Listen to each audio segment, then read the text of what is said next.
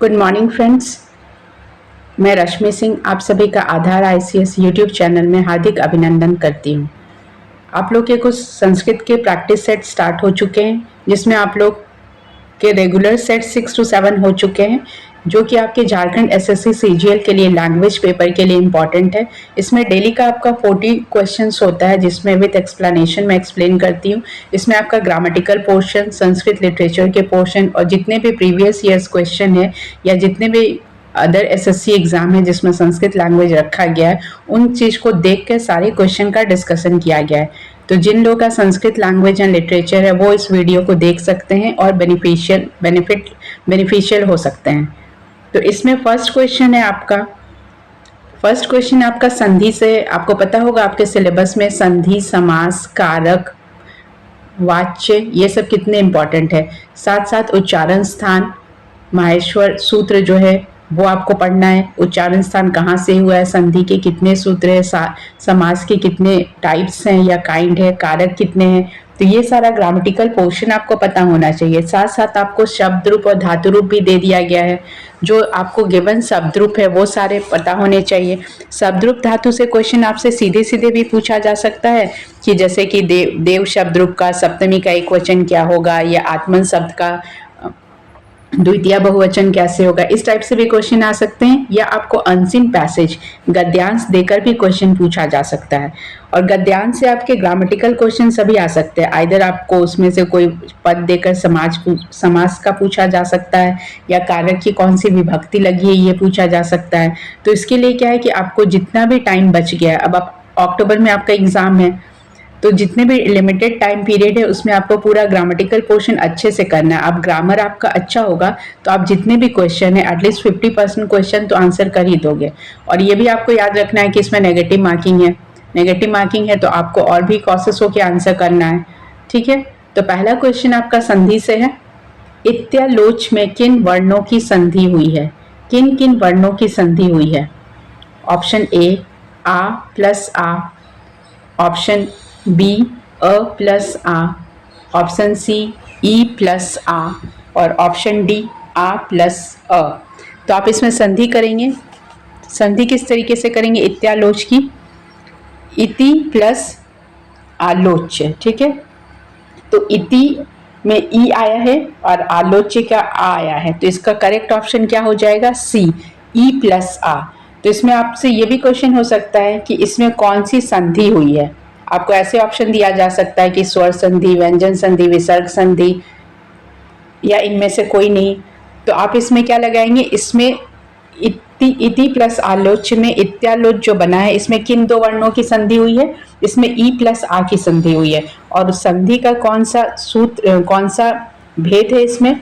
तो ये स्वर संधि का भेद है। स्वर संधि के कितने भेद होते हैं? स्वर संधि के जो 5 भेद होते हैं, दीर्घ, गुण, वृद्धि, यण, अयादि, इसमें से ये यण संधि है। ठीक है, तो आपको इस तरीके से ग्रामर को पढ़ना है कि कोई भी क्वेश्चन कहीं से भी आए, एक वर्ड संधि देकर पूछ ले कि संधि का टाइप्स क्या है, या किन वर्णों की संधि हुई है, या संधि विच्छेद करके क्या बन रहा है, तो आप इजीली उसको आंसर कर पाए। तो इस क्वेश्चन का आंसर क्या हो जाएगा? ई प्लस आ, दैट इज आंसर सी है आपका। ठीक है, नेक्स्ट क्वेश्चन में आते हैं। नेक्स्ट क्वेश्चन है आपका, शब्द दिया हुआ है आपका, नद्या शब्द में कौन सी विभक्ति है? क्वेश्चन आपका क्या है? नद्या शब्द में कौन सी विभक्ति है? द ध संयुक्त है। ठीक है, थोड़ा सा मिसप्रिंट है, आप उसको समझ लेंगे कि नद्दा तो होगा नहीं, न द ध संयुक्त होगा तभी यह शब्द बना है। नद्या शब्द में कौन सी विभक्ति है? ए तृतीया, बी चतुर्थी, सी पंचमी और डी सप्तमी। तो ये क्वेश्चन भी आप देखिए, डायरेक्ट आपसे शब्द रूप से पूछा गया है, शब्द दे दिया गया है, इसमें आपसे पूछा गया है कि कौन सी विभक्ति का प्रयोग इसमें हुआ है। तो अगर आपको नदी शब्द रूप याद है तो आप तुरंत आंसर टिक कर सकते हैं कि इसका क्या लगा हुआ है। इसमें जो ऑप्शन ए है तृतीया लगा हुआ है। नदी शब्द का तृतीया विभक्ति का जो एक वचन होता है तो उसमें क्या होता है? नद्या, नदीभ्याम, नदीभि। आप एक वचन बहुवचन में जाएंगे, एक वचन द्विवचन और बहुवचन में जाएंगे तृतीया विभक्ति का, तो क्या हो जाएगा? नद्या, नदीभ्याम, नदीभि। तो ये क्या हो जाएगा? इसका करेक्ट आंसर क्या हो जाएगा? तृतीया।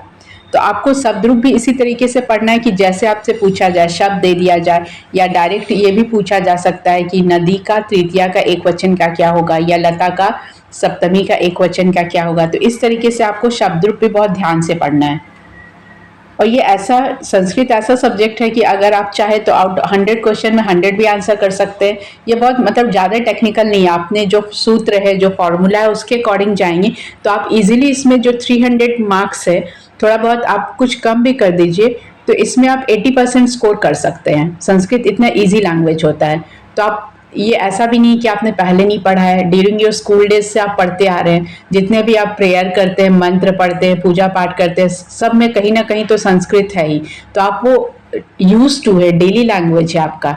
इसी तरीके से आप कोई और लैंग्वेज अभी पढ़ रहे होंगे जिनका जो लैंग्वेज नहीं है, जैसे जनजातीय भाषा हुआ, तो अगर आप उसमें कुड़ुक हो, करमाली, संथाली, खोटा, ये सब पढ़ रहे होंगे तो उसमें आपको वो डेली वो चीज़ पढ़ना पड़ रहा होगा। लेकिन संस्कृत ऐसा लैंग्वेज है जो कि आप स्कूल से ही पढ़ते आ रहे हैं।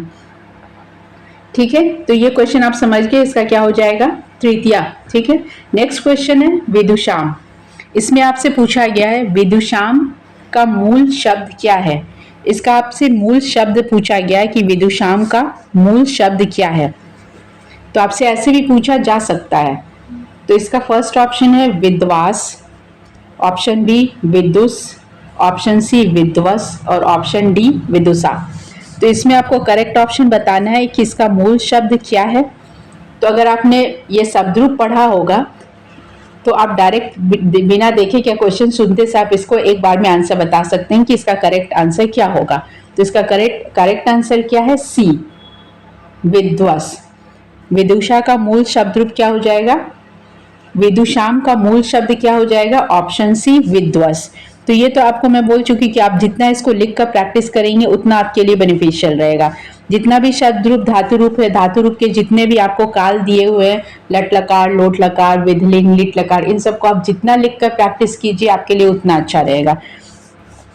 तो इसमें क्या हो जाएगा, विदुषाम जो है षष्ठी विभक्ति का बहुवचन है। ठीक है, जो आपका शब्द दिया हुआ है और इसका आपसे मूल शब्द पूछा गया, तो मूल शब्द क्या हो जाता है, विद्वस। तो विदुष, अगर आपको इसमें लिखना होता तो आप वन सेंटेंस में ऐसे लिखते, विदुषाम इतस्य मूल शब्द विद्वस अस्ति।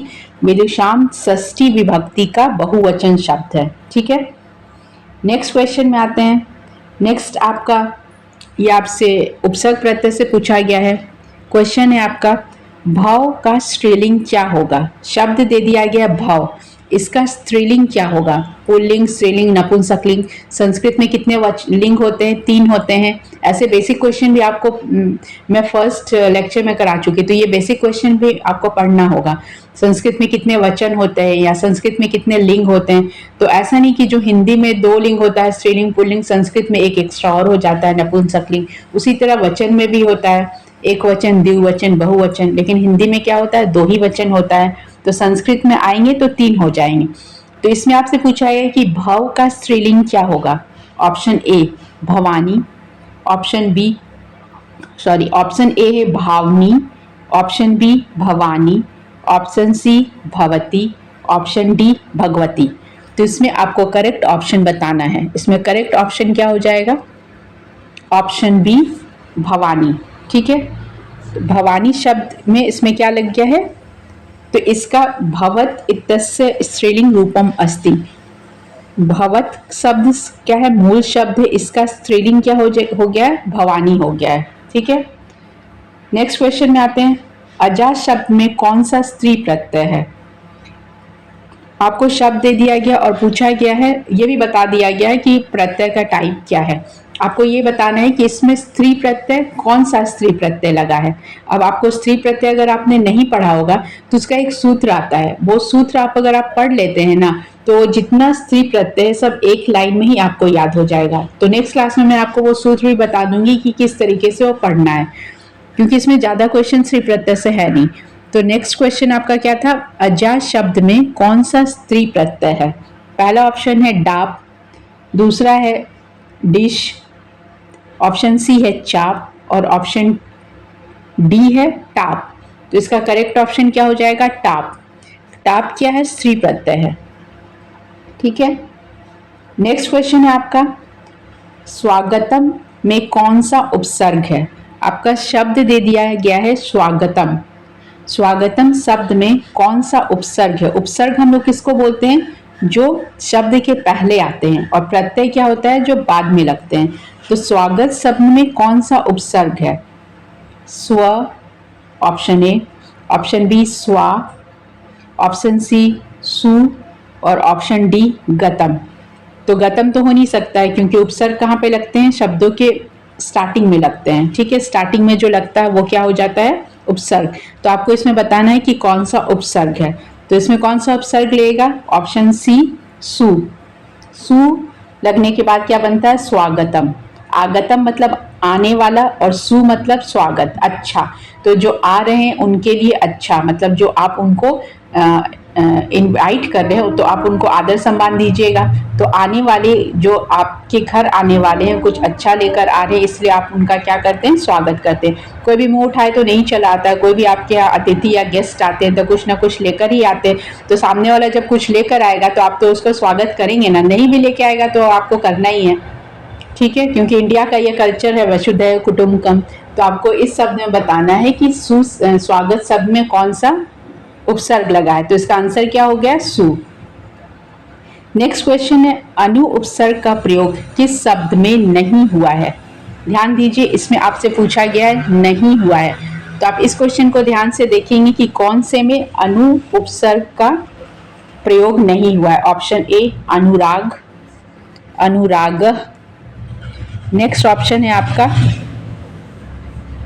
अनुभव। नेक्स्ट ऑप्शन अनुपस्थिति, और लास्ट है अनुकृति। तो इसमें आपसे पूछा गया है कि कौन से शब्द में या कौन से पद में अनु का प्रयोग नहीं हुआ है, अनु उपसर्ग का प्रयोग नहीं हुआ है। तो इसमें करेक्ट ऑप्शन क्या हो जाएगा? अनुपस्थिति, मतलब जो एब्सेंट है, अनुपस्थिति। तो ऑप्शन सी हो जाएगा। ठीक है, इसमें एक्सप्लेनेशन का कुछ है नहीं। अनुराग में अनु लगा ही है, अनुभव में लगा ही है, अनुकृति में लगा ही है, अनुपस्थिति में नहीं लगा है, का नहीं प्रयोग हुआ है। नेक्स्ट क्वेश्चन है, गोपाला कर्णाभ्यम बधिर में कर्णाभ्यम में कौन सी विभक्ति है? ये आप 2-3 क्लास पहले भी पढ़े थे। ये सेंटेंस आप देखते हैं, गोपाला कर्णाभ्यम बधिर में कर्णाभ्यम में कौन सी विभक्ति है? इसका मतलब गोपाल जो है कानों से बहरा है।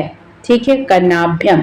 तो इसमें आपको विभक्ति बताना। अगर आपने कारक के सूत्र पढ़े थे, मैं 2-4 क्लास में आपको रिपीट कर चुकी हूँ कि कारक का एक सूत्र है येनांग विकार।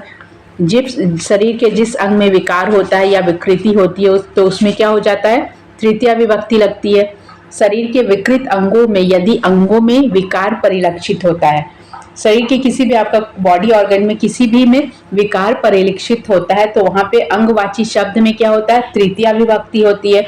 तो उसी तरह इसमें आपका दिया गोपाला कर्णाभ्यम बधिर। तो इसमें आपसे पूछा गया है ये इसमें कर्णाभ्यम में शब्द दे दिया गया कि कर्णाभ्यम में कौन सी विभक्ति है। ठीक है, तो इसमें 4 ऑप्शन है, ए तृतीया, बी चतुर्थी, सी पंचमी और डी सप्तमी। तो इसका करेक्ट ऑप्शन क्या हो जाएगा? ऑब्वियसली कर्णाभ्यम में क्या हो जाएगा? तृतीया विभक्ति होगा, क्योंकि कारक का सूत्र येनांग विकारा, येनांग विकारा के अकॉर्डिंग इसमें क्या हो जाता है? तृतीया विभक्ति लगता है। तो आपको इसमें देखिए कारक का सूत्र भी काम आ रहा है, आपसे डायरेक्ट सूत्र नहीं पूछ रहा है, लेकिन आपसे शब्द देकर पूछा गया है कि इसमें कौन सा विभक्ति का प्रयोग हुआ है। तो आपको ये जितने भी कारक के सूत्र है, कर्म द्वितीय कारक के, तृतीय कारक के, चतुर्थी के, पंचमी के, जितने भी हैं, कुछ कुछ जैसे रुचार्था नाम प्रियमाने, ये तो फेमस है। स्वाहा सस्ती अलम वसठ, ये भी फेमस मतलब इम्पॉर्टेंट है। तो जितने भी इम्पॉर्टेंट है वो आपको याद होगा।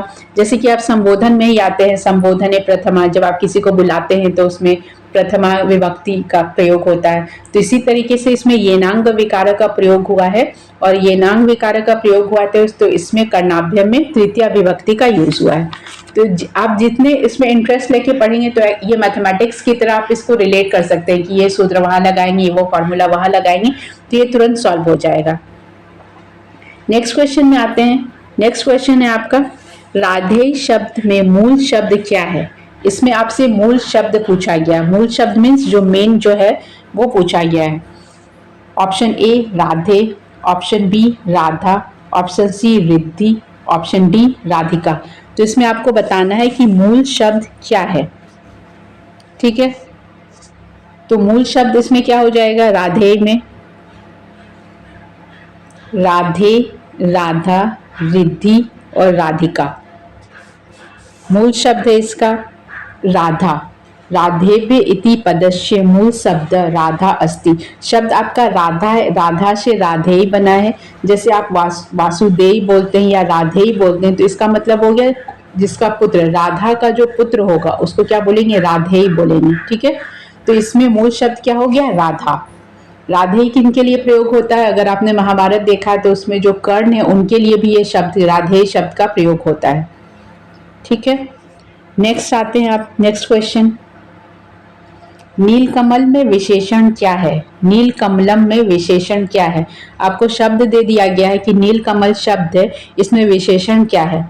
तो नीलकमल को अगर आप विग्रह करते हैं तो क्या हो जाएगा? नीला है जो कमल, तो कमल क्या हो गया? संज्ञा हो गया, तो विशेषण कौन सा हो जाएगा? नीला हो जाएगा। ठीक है, तो ये समास का क्वेश्चन है। इसमें आपका ऑप्शन दिया है, ऑप्शन ए कमलम, ऑप्शन बी नलम, ऑप्शन सी नीलम या ऑप्शन डी नीलकम। तो इसमें आपका करेक्ट ऑप्शन क्या हो जाएगा? नीलम। तो आप इसका विग्रह करते हैं तो नीला है जो कमल, वो कमल जो नीला है, तो नीला शब्द जो आ रहा है ये क्या है? विशेषण ही है। विशेषण का डेफिनेशन क्या होता है, परिभाषा क्या होता है? जो संज्ञा या सर्वनाम की विशेषता बताए, तो इसमें ये कमल का विशेषता बता रहा है कि कमल कैसा है? नीला है, तो इसका विशेषण क्या हो जाएगा? 10 का ऑप्शन क्या हो जाएगा? सी हो जाएगा। ठीक है, नेक्स्ट क्वेश्चन में आ रहे हैं, दर्शनम का प्रकृति प्रत्यय क्या है? अब आपको शब्द दे दिया गया दर्शनम। दर्शनम में आपको बताना है कि इसमें जो प्रत्यय लगा है प्रकृति प्रत्यय क्या है। तो इसमें मूल शब्द आप देखिए क्या है? मूल शब्द आपका दृश्य होता है। अब दृश्य में आप कौन सा प्रत्यय लगाएंगे कि दर्शनम बनेगा? ठीक है, पहला ऑप्शन है दर्शन प्लस अम, सेकंड ऑप्शन है आपका दृश्य प्लस नम, थर्ड ऑप्शन है दृश्य प्लस अम और लास्ट ऑप्शन है आपका दृश्य प्लस ल्यूट। तो आपको सबसे पहले मूल शब्द देखना है। जो भी आप उपसर्ग प्रत्यय लगाते हैं, प्रत्यय जो भी लगाते हैं तो मूल शब्द में लगाते हैं। तो मूल शब्द वाला ऑप्शन आपका क्या? दृश्य है। अब आपको इसमें देखना है कि आप कौन सा प्रत्यय लगा रहे हैं। तो इसमें कौन सा प्रत्यय लगेगा? दृश्य धातु में ल्यूट प्रत्यय। दृश्य धातु में जब ल्यूट प्रत्यय लगेगा तो शब्द बनेगा दर्शनम। ठीक है, दृश्य प्लस ल्यूट, दृश्य धातु में लिट प्रत्यय लगाएंगे तो शब्द दर्शनम बनेगा। समझ गए? तो ऑप्शन क्या हो जाएगा? डी। नेक्स्ट क्वेश्चन है आपका, ये इजी है। आदाय का विलोम क्या है? शब्द है आपका आदाय, आदाय का विलोम क्या हो जाएगा? पहला ऑप्शन है विहाय, ऑप्शन बी गृहणाय, ऑप्शन सी प्रदाय और ऑप्शन डी आदेय। तो इसका करेक्ट ऑप्शन क्या हो जाएगा? ऑप्शन सी प्रदाय। लेना देना आदाय प्रदाय जो होता है वो। नेक्स्ट क्वेश्चन है, अलम विवादेन में अलम क्या है? अलम विवादेन, तो अब जो भी शब्द आता है आप उसमें हमेशा ये देखेंगे कि कौन सा उसमें विभक्ति है, कौन सा वचन है, क्या इसमें प्रयोग किया गया है। तो अलम विवादेन में अलम क्या है? अलम का मतलब क्या होता है? अलम का मतलब आपको जानना चाहिए कि अलम शब्द का मतलब क्या होता है। अलम विवादेन अत्र अलम इति परम अव्ययम अस्ति।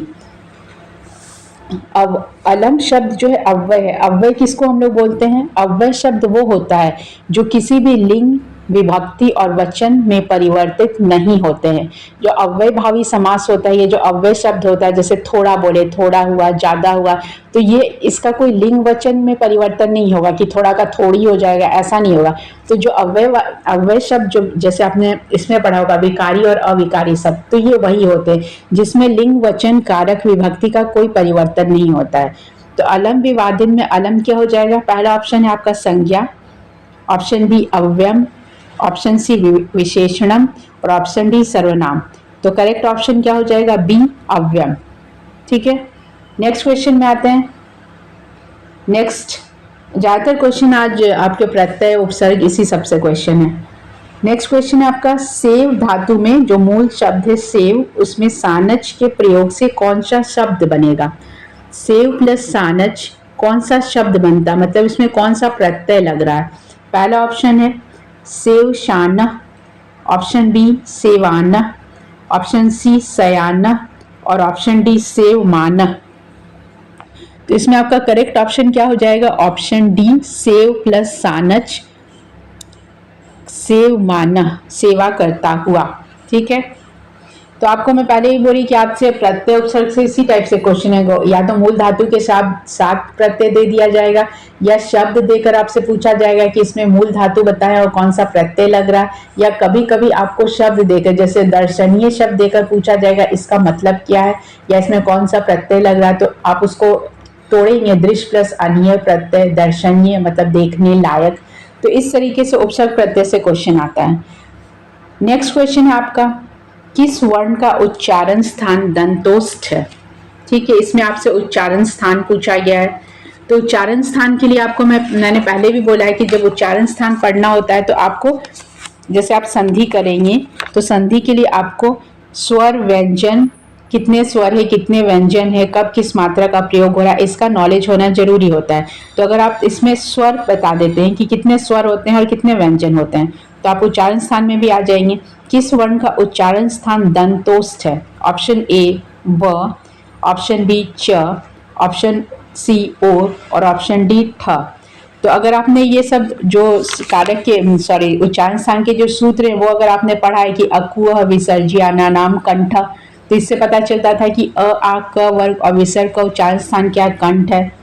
फिर आपका च है तो इचवी अशा नाम तालु, ई च वर्ग और य श का उच्चारण स्थान क्या होता है? तालु हो जाता है। वैसे ही आपका ठ है तो ऋतु रसाना मूर्धा, मूर्धा से उच्चारित शब्द वर्ण कौन से हो जाते हैं? री ट वर्ग र श, ये सब मूर्धा का हो जाता है। और ओ जो है ओ आपका उप मध्याना नाम औष्ठों से होता है, मतलब उ और प वर्ग के जितने जो वर्ण होते हैं वो ओष्ठ से उच्चारित होते हैं। इसमें आपका दिया हुआ है किस वर्ण का उच्चारण स्थान दंत ओष्ठ है, मतलब आपको दांत का भी यूज करना है, जैसे त थ द ध न दंत वाले होते हैं, और ओष्ठ का भी है। तो दंत ओष्ठ का उच्चारण, किस वर्ण का उच्चारण स्थान दंत ओष्ठ है? तो आप च का आपको पता है, ओ का पता है, ठ का पता है, तो आपका एक ऑप्शन बच रहा है व, तो वह इसका क्या हो जाएगा? करेक्ट ऑप्शन हो जाएगा। ठीक है, वह कैसे होगा? आप वकारस्य दंतोष्ठम पढ़ेंगे तो उसमें व दंत और ओष्ठ दोनों से, दंत और ओष्ठ से उच्चारित शब्द वर्ण ओ व होता है, इसीलिए क्या हो जाएगा? दंतोष्ठ। तो इसका करेक्ट ऑप्शन क्या हो जाएगा? व। ठीक है, समझ गए। नेक्स्ट क्वेश्चन में आते हैं। नेक्स्ट क्वेश्चन है आपका, धा धातु का लोट लकार मध्यम पुरुष एक वचन का रूप क्या है? इसमें आपसे सीधे पूछ दिया गया है कि लोट लकार में आप बताइए मध्यम पुरुष का एक वचन क्या होता है। तो अगर ये लट लकार होता तो धा होता तो धावती, धावता, धावंती आप कर देते। ठीक है, इसमें आपसे पूछा गया लोट लकार, तो आपको सारे लकार याद होने चाहिए। कौन कौन सा जो आपका सिलेबस में टोटल 10 लकार आपको पढ़ना भी नहीं है, लट लोट लंग विधिलिंग लिट यही सब पढ़ना है। तो इसमें आपसे पूछ दिया गया है कि लट लकार का मध्यम पुरुष एक वचन क्या है? पहला ऑप्शन है जे देही, सेकंड ऑप्शन देही, सी हंसी और सी हंही और डी हंसी। तो इसका करेक्ट ऑप्शन क्या हो जाएगा? ए देही। ठीक है, नेक्स्ट क्वेश्चन में आते हैं। शब्द रूप धातु रूप तो इजी है, आप तो वो पढ़ लेंगे, तो सिर्फ आंसर टिक ही करना है। श्रीमत शब्द का रूप प्रथमा एक वचन में क्या होगा? आपको अगेन शब्द रूप पूछा गया है। श्रीमत शब्द है उसका प्रथमा एक वचन में, आपको प्रथमा विभक्ति का एक वचन रूप बताना है। पहला वाला जो होता है वही बताना है आपको कि पहला वाला क्या होगा। पहला है ए श्रीमत, ऑप्शन बी श्रीमान, ऑप्शन सी श्रीमंत, ऑप्शन डी श्रीमंत। तो इसमें क्या हो जाएगा? करेक्ट ऑप्शन, करेक्ट ऑप्शन आपका है बी श्रीमान। नेक्स्ट क्वेश्चन है आपका, कुंभ करो तिथि विग्रह का समस्त पद क्या है? कुंभ करो तिथि, कुंभ करो तिथि का अगर आप विग्रह करते हैं, मतलब ये समासिक शब्द है, इसको आप विग्रह करेंगे तो आपका क्या पद बनेगा? ए कर्मकार, बी कुम्हार, सी कुंभक और डी कुंभकार। ठीक है, तो आप इसको विग्रह किए हैं तो कौन सा शब्द बन रहा है? कुंभम करोतीति विग्रह से समस्त पदम अस्ति कुंभकार। ये उपपद तत्पुरुष समास का उदाहरण है। कौन सा? तत्पुरुष समास। ठीक है, तो इसमें करेक्ट ऑप्शन क्या हो जाएगा? कुंभकार। नेक्स्ट क्वेश्चन है आपका, चिरम शेते मम पिता वाक्य में कर्ता कौन है? चिरम शेते मम पिता में कर्ता कौन है? पहला ऑप्शन है ए मम, बी चिरम, सी पिता और डी शेते। तो ये क्वेश्चन बहुत इजी है, तो आप देख के बता देंगे कि इसमें कौन सा कर्ता है। शब्द पिता जो क्या हो जाएगा, कर्ता हो जाएगा, और तो कोई शब्द कर्ता लग नहीं रहा। चिरम शेते मम पिता, मेरे पिता ये हैं, ठीक है। तो इसमें पहला वर्ड है आपका पिता, जो क्या हो जाएगा, कर्ता कारक हो जाएगा, ठीक है। सिंपल क्वेश्चन है।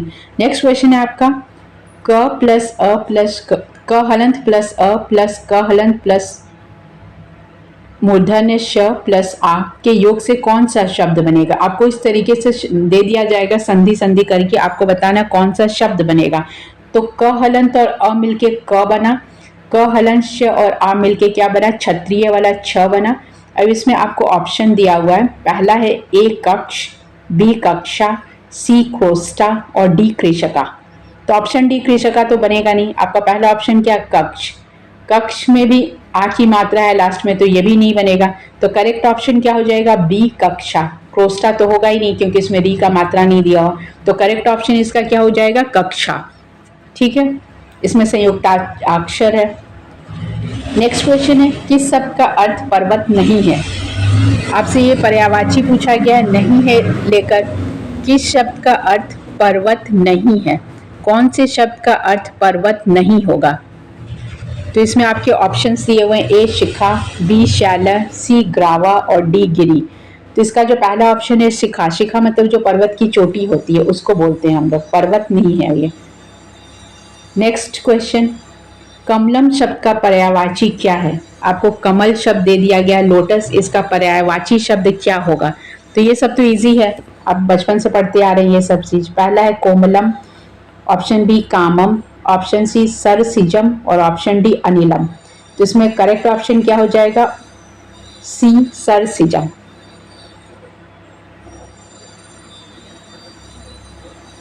नेक्स्ट है अति सुंदरी बालिका में अति क्या है? अति सुंदरी बालिका मतलब एक्सेप्शनली ब्यूटीफुल जो बोला जाता है कि बहुत सुंदर लड़की। इसमें आपका अति क्या है, ए विशेषण, बी संख्यावाचक विशेषण, सी परिणामवाचक विशेषण और डी प्रविशेषण। तो इसमें आपको बताना है कि अति क्या है, ठीक है। अति मतलब क्या हो गया, जो बहुत ज़्यादा सुंदर है। तो सुंदर शब्द क्या है, जैसे सुंदर लड़की, सुंदर लड़की में सुंदर शब्द हो जाता है विशेषण, लेकिन जो विशेषता की विशेषता को बताए मतलब उसको भी कोई ज़्यादा डिफाइन कर रहा है। संख्यावाचक और परिणाम वाचक नहीं हो सकता क्योंकि ये अति शब्द संख्यावाचक नहीं है, परिणाम भी इसका नहीं बता रहा है। तो इसमें क्या हो जाएगा, प्रविशेषण। जो शब्द विशेषण की विशेषता को बताता है उसको और डिफाइन करता है उसको हम लोग क्या बोलते हैं, प्रविशेषण, ठीक है। नेक्स्ट क्वेश्चन है आपका, श्रोता शब्द में कौन सा प्रत्यय है? आपको शब्द दे दिया गया है श्रोता, इसमें आपसे पूछा गया कौन सा प्रत्यय है। तो आप इसको तोड़िएगा तो आप देखेंगे कि इसमें धातु क्या है, श्री धातु, और इसमें आपका प्रत्यय कौन सा लगा है। ऑप्शन ए है तल, बी है त्रिच, सी है ता और डी है तसिल। तो इसमें आपको करेक्ट ऑप्शन बताना है। तो इसमें करेक्ट ऑप्शन क्या हो जाएगा, तल, त्रिच, ता, तसिल। तो इसमें आपका करेक्ट ऑप्शन हो जाएगा त्रिच, ठीक है। इसमें आप मूल धातु लगाइए, त्रच प्रत्यय का प्रयोग वाले शब्द में अर्थ किया जाता है धातु के साथ, त्रि लगने पर श्रोत्री बन जाता है और श्रोत्री से श्रोत्रा बना है, ठीक है। जो च है वो हट गया है। नेक्स्ट है अस्माकम देशे कति ऋतव ऋतव भवंती। इसमें आपसे पूछा गया कि हमारे देश में कितने ऋतु होते हैं। तो ये जनरल क्वेश्चन है, ये तो आप ऐसे भी आंसर कर सकते हैं। ऑप्शन ए 2, ऑप्शन 3 त्रय, ऑप्शन सी 5 और ऑप्शन डी षड। तो हम लोग के देश में कितने ऋतु होते हैं? तो हम लोग के देश में 6 ऋतु होते हैं। ये आपको पता है, षड ऋतव भवंती क्या क्या होता है, वसंत, ग्रीष्म, वर्षा, शरद, हेमंत, शिशिर, ठीक है। ये सारे होते हैं, ये बेसिक क्वेश्चन है। षड ऋतव भवंती या संति। नेक्स्ट क्वेश्चन है सितंबर मासस्य पंचमे दिवसे कस्य आयोजनम भवति। सितंबर महीना जो होता है उसके 5 तारीख को कौन सा दिन होता है? ऑप्शन ए बाल दिवस, ऑप्शन बी शिक्षक दिवस, ऑप्शन सी सैन्य दिवस, ऑप्शन डी क्रांतिकारी दिवस। तो ये सभी स्टूडेंट को पता है कि 5 सितंबर को कौन सा डे बनाया जाता है, बी शिक्षक दिवस। ठीक है, नेक्स्ट क्वेश्चन है आपका, का भाषा देव भाषा कथ्यते। इसमें आपको कुछ ऑप्शन भाषा दिया हुआ है कि किस भाषा को देव भाषा बोला जाता है। पहला ऑप्शन है ए आंग्ल भाषा मतलब इंग्लिश, बी हिंदी भाषा मातृभाषा हम लोग की, सी संस्कृत भाषा और डी बंग भाषा। तो कौन सा भाषा देव भाषा है, मतलब देवों द्वारा बोला जाता कौन सा भाषा है, संस्कृत भाषा है। ठीक है, तो इसका करेक्ट ऑप्शन क्या हो जाएगा, संस्कृत। संस्कृत भाषा इति भाषा देव भाषा कथ्यते। संस्कृत विश्व की सबसे प्राचीन भाषा है। ये क्या है, वर्ल्ड की सबसे ओल्डेस्ट लैंग्वेज है। ये समस्त भारतीय भाषाओं की जननी है। जितनी भी भाषा का उद्भव हुआ है संस्कृत भाषा से ही हुआ है। और एक बात यह है, विश्व की भाषा विशेषज्ञों के मतानुसार जितने भी पूरे वर्ल्ड के भाषा विशेषज्ञ जितने भी लिंग्विस्टिक हैं, विश्व के भाषा विशेषज्ञों के मतानुसार कंप्यूटर के उपयोग हेतु संस्कृत सर्वोत्तम भाषा है। कंप्यूटर में यूज करने के लिए सबसे बेस्ट लैंग्वेज कौन सा है, संस्कृत है। ठीक है, नेक्स्ट क्वेश्चन में आते हैं। अब तक जो जिन लोगों ने चैनल सब्सक्राइब नहीं किया है वो चैनल सब्सक्राइब कर सकते हैं। पहले आप देख लीजिए, इसमें जेएसएससी सीजीएल के मॉडल सेट क्वेश्चंस दिए हुए हैं जो टेस्ट सीरीज टाइप में दिए हैं। उसमें 150 क्वेश्चन है, पर सेट 150 क्वेश्चन और ऑल टोटल 15 सेट्स दिए हुए हैं। तो आप वो सेट्स डेली प्रैक्टिस कर सकते हैं। डेली प्रैक्टिस कीजिएगा तो आपको पता चलेगा कौन सा पोर्शन आपका वीक है, either science and tech weak है या जीएस पोर्शन है, किसमें आपको ज़्यादा फोकस करना है। तो आपको जब तक आप प्रैक्टिस नहीं करेंगे, क्वेश्चन एनालिसिस नहीं करेंगे, तो कैसे पता चलेगा आपका कौन सा पोर्शन वीक है। अभी आपके पास टाइम है, आप साइंस का पोर्शन हो, जीके जीएस हो, करंट अफेयर हो या झारखंड स्पेशल हो जो 40 क्वेश्चंस उससे आएंगे, आप उस पर फोकस कर सकते हैं। फिर बचा आपका मैथ्स और रीजनिंग। देखिए 150 क्वेश्चन में आपका लिमिटेड टाइम पीरियड है। लिमिटेड टाइम पीरियड में आप अगर मैथ्स के साथ अगर आप बहुत अच्छे बीटेक वाले हैं या आपका मैथ्स रहा है तो आप मैथ्स और रीजनिंग क्वेश्चन सॉल्व कर सकते हैं। अगर वो आपका वीक है तो आप साइंस में फोकस कर सकते हैं, जीके का जो पोर्शन है वो कर सकते हैं, कंप्यूटर के जो 20 क्वेश्चन है उसमें फोकस कर सकते हैं। तो अभी जितने भी टाइम है आपको, आप प्रैक्टिस कीजिए। तो इसके लिए हम लोगों ने 15 प्रैक्टिस सेट दिया है, आप उसको प्रैक्टिस करते रहिए। जहाँ पे वीक हो रहा है, वीकनेस आपको लग रहा है, तो आप उस चीज़ पे फोकस कीजिए। और अगर आपको किसी टॉपिक में प्रॉब्लम है तो आप कमेंट सेक्शन में पूछ सकते हैं, क्योंकि हम लोग के चैनल में हिस्ट्री, ज्योग्राफी, पॉलिटी और जितने भी जीएस के सब्जेक्ट हैं सबके वीडियोस अवेलेबल है। आप उसको भी जाके देख सकते हैं और अपने डाउट्स को क्लियर कर सकते हैं। और जैसे कि लैंग्वेज पेपर में मैं संस्कृत करवा रही हूँ, वैसे झारखंड का करंट चल रहा है, आप वो भी देख सकते हैं। और जिन लोगों ने अभी तक सब्सक्राइब नहीं किया, please do subscribe the channel. आप अपने फ्रेंड्स लोग में जो लोग जेएसएससी सीजीएल दिए हैं और जिनको कहीं भी मैटर अवेलेबल नहीं हो रहा है संस्कृत का, तो वो आप उनको ये लिंक शेयर कर सकते हैं। ठीक है, नेक्स्ट क्वेश्चन है, पांडवानाम अग्रज का आसीत। इसमें आपसे पूछा गया कि पांडवों में अग्रज कौन थे, सबसे बड़े। अग्रज मीन्स क्या होता है, सबसे बड़े भाई। तो पांडवों में सबसे बड़े भाई कौन थे? Option A Yudhishthir, B Bhim, C Nakul और डी अर्जुन। तो इसमें तो बेसिक ही आपको पता है कि सबसे बड़े भाई कौन थे, ए युधिष्ठिर। नेक्स्ट क्वेश्चन, हिंद महासागर भारतस्य कस्या दिशि वर्तते। हिंद महासागर जो है भारत की किस दिशा में है? तो आपको इसका ऑप्शन है पूर्वश्याम, बी उत्तरश्याम, सी पश्चिमश्याम, डी दक्षिणाश्याम। ये आपका ज्योग्राफी का क्वेश्चन है, आपसे पूछा गया है कि हिंद महासागर जो है इंडिया के किस डायरेक्शन में है। तो इसका सही ऑप्शन क्या हो जाएगा? हिंद महासागर भारतस्य दक्षिणास्याम दिशि वर्तते, भारत के दक्षिण दिशा में है। तो इसका ऑप्शन क्या हो जाएगा? डी। नेक्स्ट है, पाटलिपुत्र नगरे किम प्रसिद्धम अस्ति। इसमें पूछा गया कि पाटलिपुत्र नगर जो अब पटना कहलाता है, इसका क्या प्रसिद्ध है? ए ताजमहल, बी गोल गृहम, सी नाट्य गृहम या डी लाल किला। तो ये तो कोई भी बता सकता है कि ताजमहल आगरा में है और बाकी जो लाल किला ये न्यू दिल्ली में है। तो इसमें पाटलिपुत्र नगर का क्या प्रसिद्ध है? तो इसका सही आंसर हो जाएगा बी गोल गृहम। जो गोल घर है वो फेमस है। ये क्या है, ब्रिटिश के द्वारा बनाया गया था और ये पटना का बहुत फेमस है। पाटलिपुत्र नगरे गोल गृहम प्रसिद्धम। गोल गृहम पाटलिपुत्र नगर का सबसे पुराना इमारत है। ठीक है, नेक्स्ट क्वेश्चन है आपका, कर्मण्येवाधिकारस्ते किसका कथन है? ये किसने कहा है कर्मण्येवाधिकारस्ते? अगर आपने रामायण महाभारत पहले नहीं देखा था तो लॉकडाउन में तो देखे ही होंगे, या आपके हाथ में मोबाइल है, आप कभी कोई शॉर्ट्स वीडियोस महाभारत से रिलेटेड देखते ही होंगे।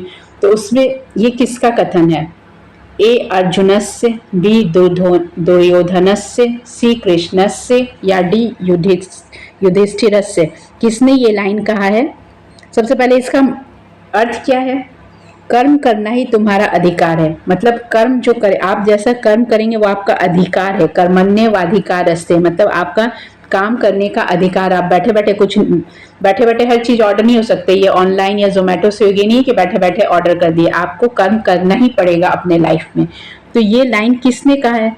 तो ज्यादातर इंपॉर्टेंट लाइन महाभारत में किसके द्वारा कहा गया? श्री कृष्ण के द्वारा कहा गया। तो इसका करेक्ट आंसर क्या हो जाएगा?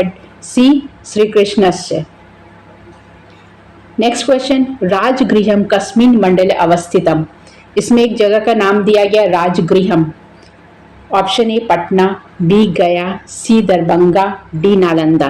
तो राजगृहम को अब हम लोग किस नाम से जानते हैं? राजगीर। ठीक है, तो राजगृहम किस मंडल है? उस समय जो मंडल था किस मंडल में अवस्थित था? तो इसका करेक्ट ऑप्शन क्या हो जाएगा? ये पौराणिक जो आपका एंशियंट हिस्ट्री है उससे ये क्वेश्चन है। राजगृहम इति नालंदा मंडले अवस्थितम। अब ये नालंदा में है, तो इसका करेक्ट ऑप्शन क्या हो जाएगा? डी नालंदा।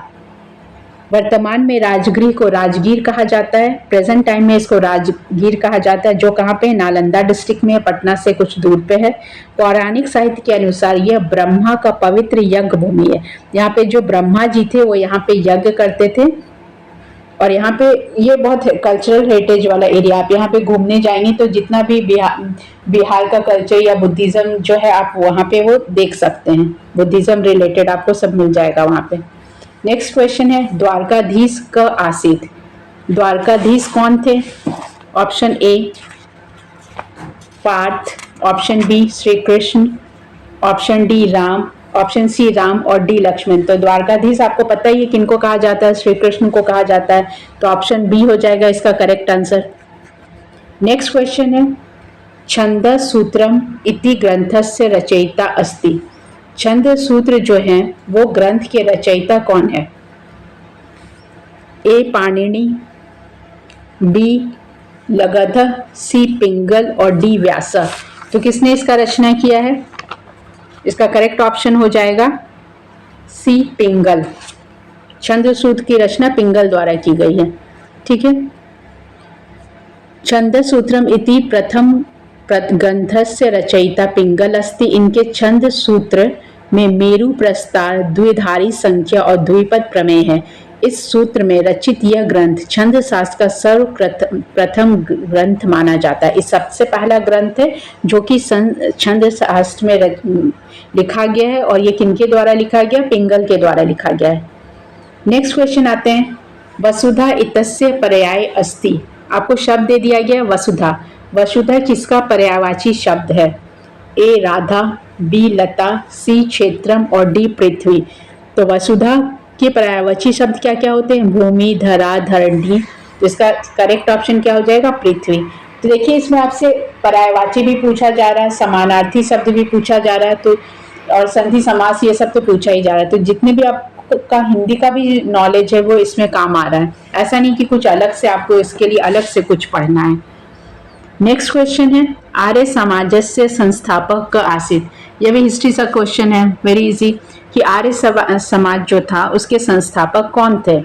ए वाल्मीकि, बी दयानंद, सी तुलसीदास या डी महावीर। तो ये सबको पता है कि आर्य समाज के संस्थापक कौन थे? स्वामी दयानंद सरस्वती थे, ऑप्शन बी। नेक्स्ट क्वेश्चन, वसंततः पश्चात ऋतु भवति? वसंत के बाद कौन सा ऋतु आता है? ए ग्रीष्म, बी शिशिर, सी हेमंत और डी वर्षा। तो कौन सा ऋतु आता है? ग्रीष्म। ठीक है, फरवरी में वसंत ऋतु आता है, उसके बाद क्या गर्मी स्टार्ट हो जाता है।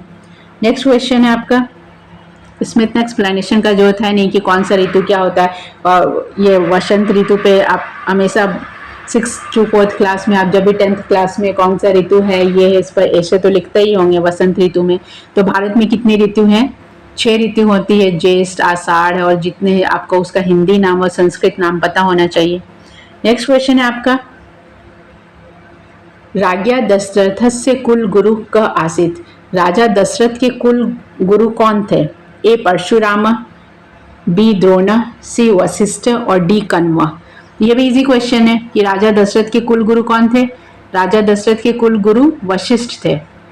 वशिष्ठ ऋषि प्राचीन वैदिक काल के पूर्ण ज्ञानी, महान तेजस्वी, त्रिकालदर्शी, तपस्वी तथा मंत्र ज्ञान विद्या के ज्ञानी थे। इन्हें ब्रह्मा का मानस पुत्र भी कहा जाता है। वशिष्ठ को क्या कहा जाता है? ब्रह्मा का मानस पुत्र। ठीक है, नेक्स्ट क्वेश्चन में आते हैं, योग शास्त्रस्य रचयिता डैश अस्ति। योग शास्त्र के रचयिता कौन है? ए कात्यायन, बी पतंजलि, सी कणद और डी गौतम।